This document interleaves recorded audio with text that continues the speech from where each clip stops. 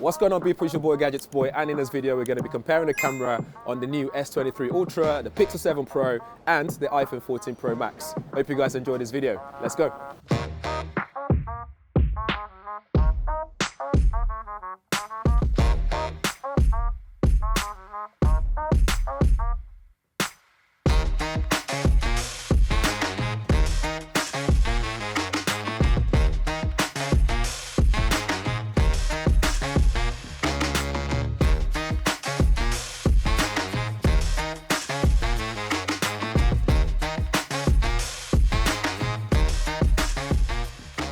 Right, let's start with this one. This first image here, you can see this is in the market. We've got apples and different colors going on here. So we've got lots of red, orange, the RGB colors to see how they pick up.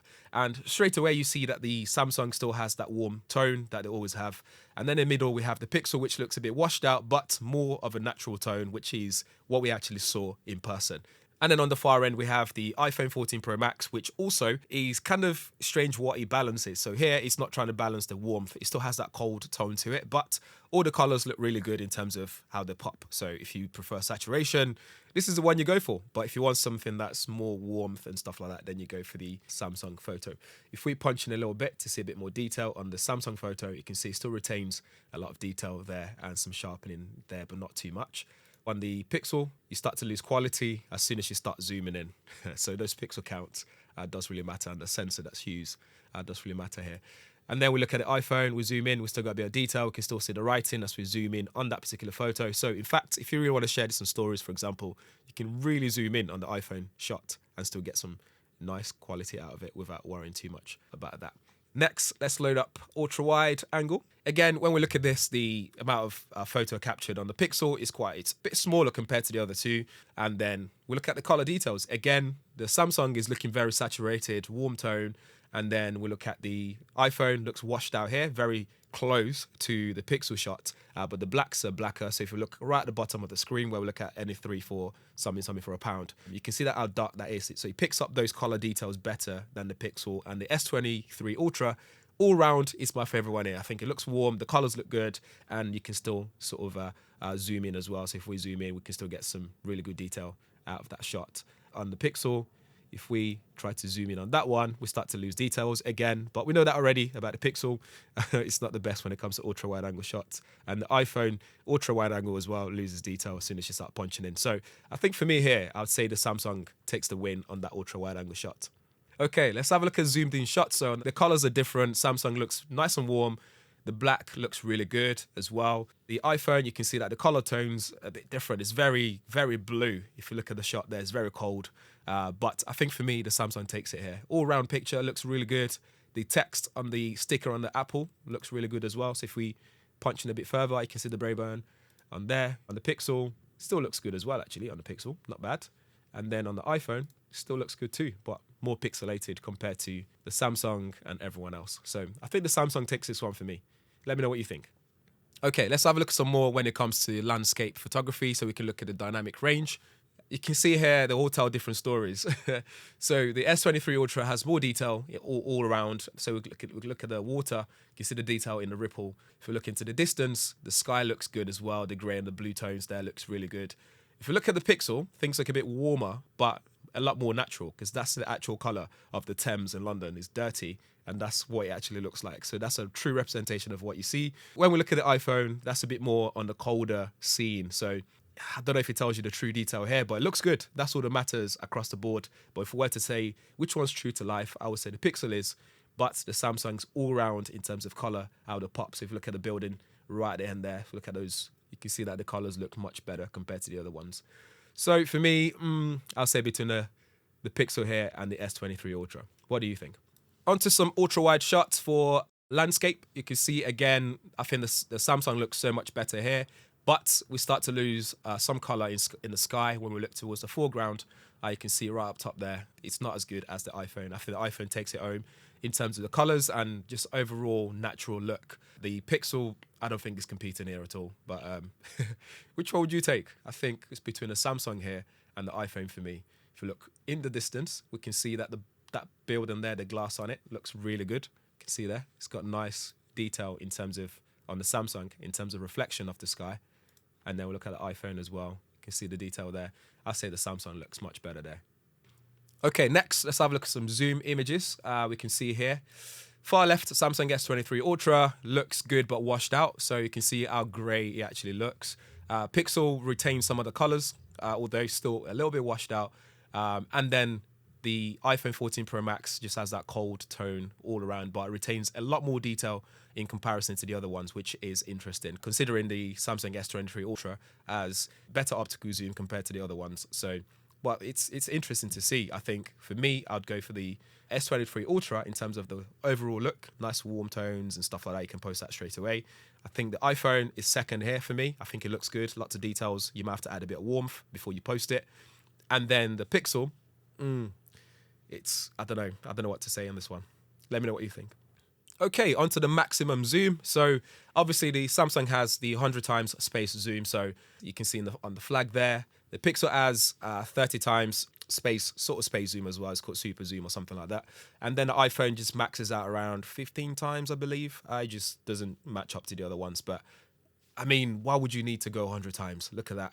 You can't do anything with these images. You can barely tell what's on the flags, but we just chuck it in for the sake of comparison to see what you actually get in terms of zoom, but none of them are usable for me. I wouldn't post any of these online, but the zoom has its own use, like checking parking signs. Next, onto my favorite thing to do, portrait photos on your smartphone. So on the Samsung, we can get a bit more into the shots, same as the iPhone, the Pixel, maybe a bit less, but that doesn't matter. We look at the shots here, just at a glance, they look good. All around, I think all of them looks good. The iPhone looks very cold again. The Samsung and the Pixel, they're a bit more on the warmer side. I think the Pixel takes it home when it comes to skin tone overall. When you punch into this portraiture, you can see the Samsung loses quality on my face, for one. And then you start to look at the edge detection is not the best at all. We look at the Pixel. Again, you can see that it's very grainy. When you start punching in, it starts to lose a bit of a detail around my lips there, as you can see on the edge in terms of edge detection. It doesn't really know how to separate them. And then the iPhone does really well when it comes to edge detection. So it really does handle that separation, even close to my lips there. We look at the hair up top there. We can see that it looks much better in terms of separation between those two close colors, the gray and the black. Next, we have a zoomed in portrait. So the iPhone is able to go up to 3 times zoomed in. The Pixel is able to go 2 times zoomed in, and the S23 Ultra can also do 3 times zoomed in. So we kind of find a happy medium between all of them to get this one. So we can see the Samsung is very soft. Again, I'm not a fan of soft photography in the sense of portraiture. It needs to be detailed and it needs to look good. The Pixel looks good. And then we look at the iPhone. Looks very natural, looks good. But skin tone wise here, I think the Samsung takes it home for me, but it just looks a bit soft. If we zoom in, the Pixel looks like it was shot on potato. The iPhone looks good. A bit pixelated, but looks good.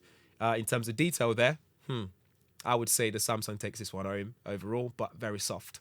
Between the Samsung and the iPhone, let's settle for that. Definitely not the Pixel. What do you think? Next up, selfie. For those of you selfie lovers out there, so we look at the selfie images here. So we look at the Samsung S23 Ultra. It looks really good. I like the color tones. They've really worked on the skin tone here on the selfie camera, which is really good. And surprisingly, looks much better than the other two. Pixel looks good as well. Nice warm tone on the face. And we got the iPhone selfie, which just looks very cold and grey. Just, yeah, I'm not a fan of that one. I think definitely the S23 Ultra wins this one for me. Next up, selfie portraits. I think straight away on this one, loving the look of the S23 Ultra, building up on what we said already. It looks really good in terms of skin tone and everything, the detail there. Pixel looks good as well, but the iPhone looks very cold. In terms of edge detection, I think Pixel takes this one home. If we zoom in there, we look at the hair and look at the separation, we can see that I'd say it's between the Samsung there and the Pixel. Samsung does look better actually. I take that back. Samsung looks better in terms of edge detection than the Pixel. Then I'd say iPhone right last there. Next up, some low light photography. It's not super dark here, but in real life, it was actually dark, just been lit up. So this little alleyway in London. So we look at the S23 Ultra. We can see how the highlights are blown out when we look at the lights up top, but remains general brightness all around the picture. The bricks and everything looks good, and it's just really nice and bright. And we look at the next one, again, nice and bright. I like the blacks better in the Pixel. I think Pixel's always done really well when it comes to night photography. Even the highlights when it comes to the little barber light bulb or shop light bulb thing. I think iPhone all round looks really good. Nice and bright. It hasn't overdone it, no over processing, looks really good. If we just punch in a little bit to see if we get, if we lose detail, this is where you can start to see through the cracks because the S23 Ultra still retains detail, although very over sharpened, but you can still read the writing and stuff. The Pixel, you can barely read the whiskey ginger right at the top, but you can obviously make out what it is, and you start to see how blurry people are towards the end of the shot in terms of dynamic range. And then we'll look at the iPhone. We can see that all round we retain detail. We can see brightness levels are good. It still looks good, so you can tell that the detail there are solid in terms on the iPhone. So for me, I think here, the Samsung takes it home for overall brightness and quality. Then I'd give it to the iPhone next, and then maybe the Pixel. What do you think? Whilst we're here on the low light photography, let's talk about the video as well. So on the S23 Ultra, we have a lot of noise happening when you look at the detail in the foreground. And you can see a bit of jitter as well, phone trying to control the focus to make sure the things are in focus as they move towards the bin. On the Pixel, very similar again to the Samsung one. We've got a bit of flare going on there on the lens. And then not much of a jitter going on, but you do get a bit of noise going on there as well, even though we've got the lights above us. And the iPhone looks much better besides the lens flare. So for me, I think here the iPhone takes it for me if you take away that little lens flare at the top there. But otherwise, it looks very smooth, not much noise compared to the other ones. So which one do you think wins that one? Next, let's look at how quickly the focus and how smooth it is, because one of the things that Samsung mentioned was how better the focus is on the S23 Ultra. So on this video, we can see the foreground, then slowly moving over to the shard in the background, nice and smooth, and it just picks the right detail where we want it to do that. And it doesn't affect the white balance either, because the colors change on the foreground and background. On the Pixel, we see something similar here. We see that the colors remain the same. The shard looks much better in terms of detail, and the focus a bit slower, as you can see, and the details are lacking a little bit in the wood. And then when we go back, it just nicely transitions. So not bad. And finally, on the iPhone, again, we can see a bit of a judder there a little bit. It's not as smooth as the other one. Lacks a bit of detail when it comes to the shard itself, which is that tall building in the background for people who don't know. And the only thing with the iPhone is you can see the white balance change as you move from the shard back to the brown wood. You can see how it goes from warm tone back to cold right at the top. So it doesn't really handle that very well. I think that the S23 Ultra, I'd definitely take this one home. Let's do one more on that focusing. S23 Ultra again. This one's interesting because of the leading line. We want to see if the focus follows the wood all the way to the Tower Bridge right at the end. And it does that, but it takes that slight little jump when it comes to focusing. It goes from foreground to the background. You can see that little jump there, but still does a great job of it. If we look at the Pixel, we can see the way it just goes up through the leading line, up top. Does a great job at focusing without jumping, but the white balance shifts a little bit there, just like the iPhone did earlier. iPhone looks cold in general. It goes all the way up. The white balance changes back to the bottom, but it doesn't follow that leading line. It goes from the foreground that we can see straight to the Tower Bridge. So it doesn't give you that smooth transition like the S23 Ultra does. Okay, what about focusing with people in it? That's a different story. So with the S23 Ultra, you can see me moving towards the lens, still keeping me in focus, even with a fast movement. Place my hand over the lens, quick, nice transition between my face and my hand as well. Does a really good job of it. Yes, looks good. Next up on the Pixel, we can see that the tones are different in terms of skin tone. It looks a bit washed out, but keeps it nice and warm.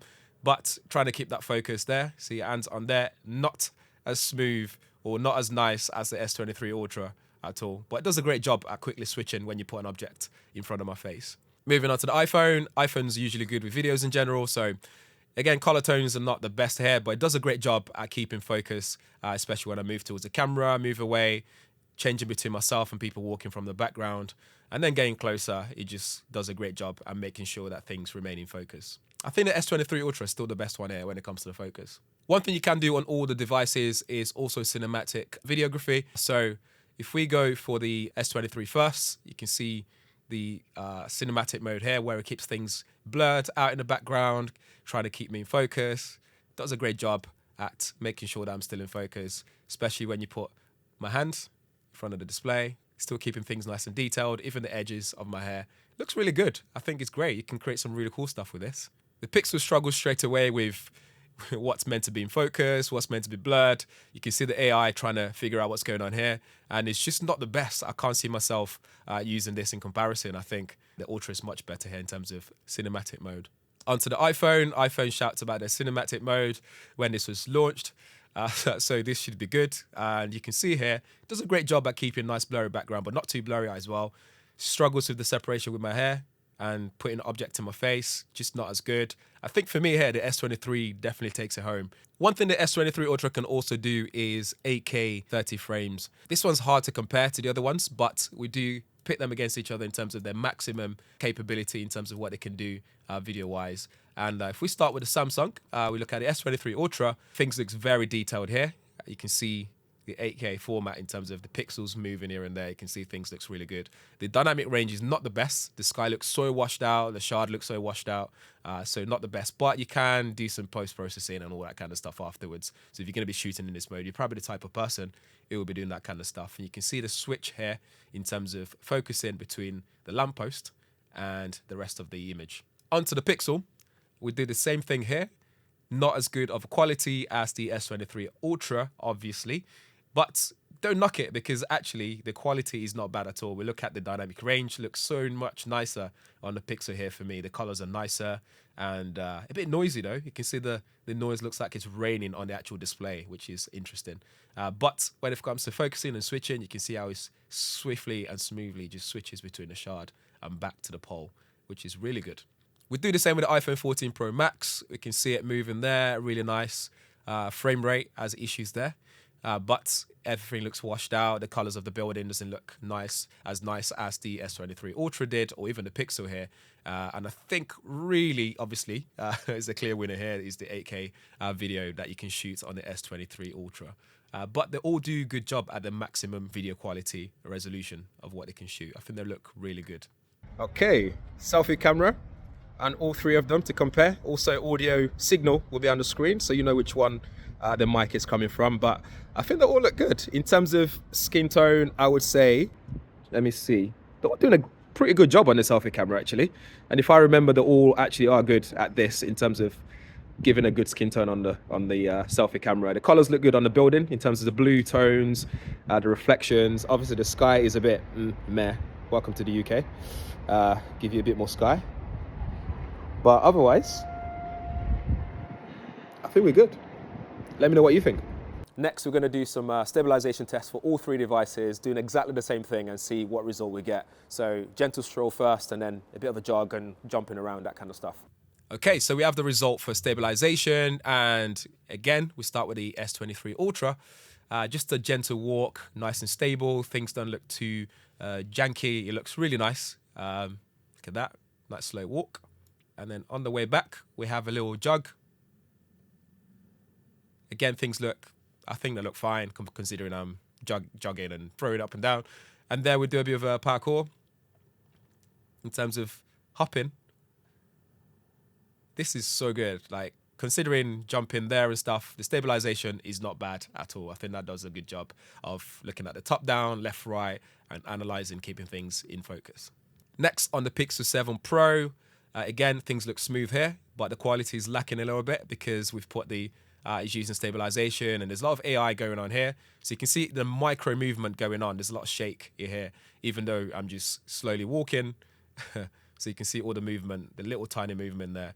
And then when we run here, we can see again, it's doing too much in terms of AI processing, trying to make sure the colors are good, the video quality is good, as well as keeping things stable. It just doesn't do a really good job of it, but it's still usable.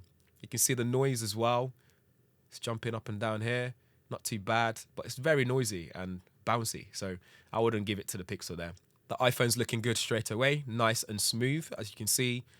Just keeps everything nice and stable. I think this actually is on par with the S23 Ultra. I'd say they both look very smooth, if just not as smooth as each other.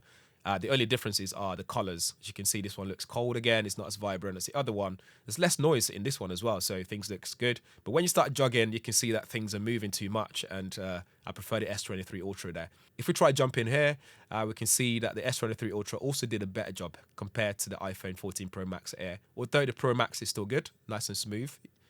That big jump there. So I think the S23 Ultra for me takes that home. Last but not the least, we're going to talk about DNG RAW format. So on the S23 Ultra, we have Expert RAW, which allows you to shoot RAW pictures in 50 megapixel, or you can also shoot 12 megapixel. To make it equal to everyone, we've shot at the maximum that we can. I've loaded them up on Lightroom, which is what you do with your DNG photos. And before I actually speak about that, the DNG file sizes differ as well. So on the Pixel 7 Pro, for example, we're looking at around 13 megabytes per picture. And on the S23 Ultra, we're looking at around 103 megabytes, between 42 megabytes to 103 megabytes I've got today from the raw pictures, which is ridiculous. It's very big. It's going to take up a lot of storage on your phone. And on the iPhone, we are looking at around 58 megabytes. So the Pixel 7 Pro seems to retain less information maybe on the DNG file. But anyway, let's try and edit this on Lightroom.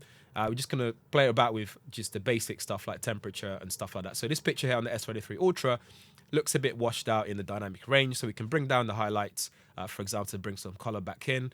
Looking good. And then maybe we can change the shadows a little bit because we want to see it more of the the background more than the foreground. We don't want to see that lamppost really. We want to direct people's eyes to the tower bridge ahead. Looks really good. We can change the temperature as well and still retain a lot of information. Looks really good. I think this one's very difficult to compare in terms of one being better than the other because it's DNG, but when we zoom in, this is where it really matters. So we can see here, we zoom in on the S23 Ultra, we can see what we get on the tower bridge. You can really punch into this, and this looks really good with the help of that new sensor that they've got. Next, we look at the Pixel 7 Pro's raw picture as well, so you can shoot raw DNG and JPEG at the same time on this as well. So again, if we bring out the highlights, we can see again, nice skies, look really good, shadows. We bring that down as well. We don't care about the lamppost, but it still has a lot of detail in there. We change temperature a little bit. Looks really nice. And then if we zoom in, see what the tower bridge is saying. It's less zoom opportunity here, but it still looks good. But I think the S23 Ultra has more in terms of the amount of zoom you can have and still be able to use it if you really want to use it. So looking at the iPhone, this is without editing it first. You can see there's a lot of not so sharp, not so in focus imagery here. There's a lot of foreground in shot, but when we look further down to the tower bridge there, which is a reason why I'd use something like this, it's just not hitting home there. You can edit it and increase sharpness and stuff like that. Let's just drop the highlights a little bit, do the contrast, lift the contrast there, but shadows.